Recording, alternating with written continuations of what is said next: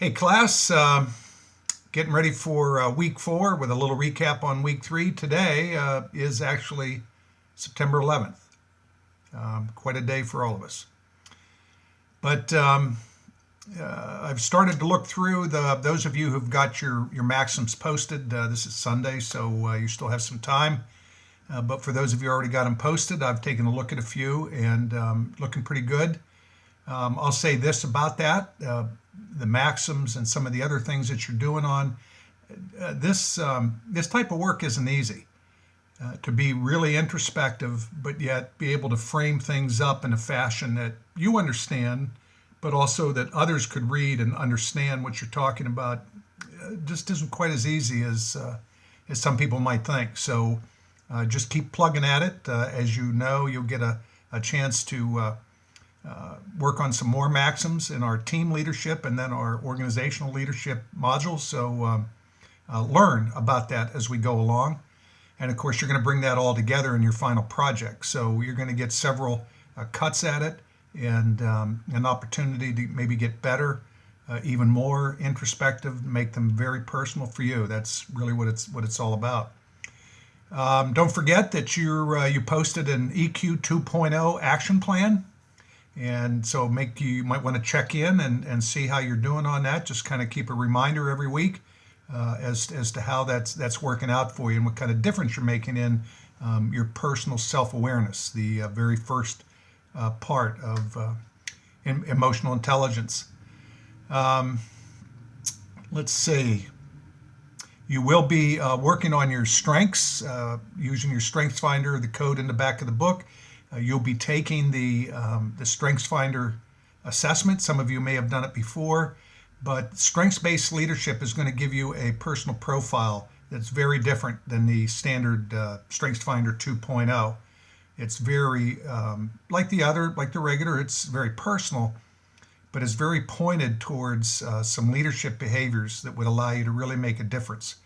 But we'll revisit that a few times during the semester. So this week it's really about taking it, and I've got a few discussion questions out there for you to just kind of talk about how the survey struck you, how well they did at getting you, understanding you.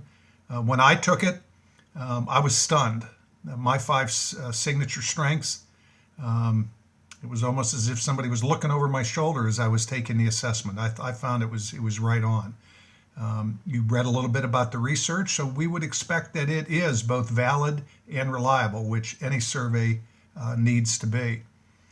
So I guess that's it. Oh, one thing I did want to mention, going all the way back to when we did our survey on what leaders do, a number of you were very passionate about work-life balance, and with good reason. It's an important thing.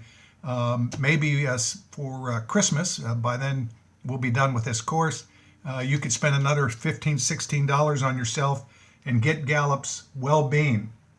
As you might expect, somewhere here, it's got the familiar survey that you take, but it allows you to assess your well-being on the 5 dimensions that Gallup's research have found are what come together to sum our well-being, our life balance. So just something I commend to you. I think it's got an online component as well.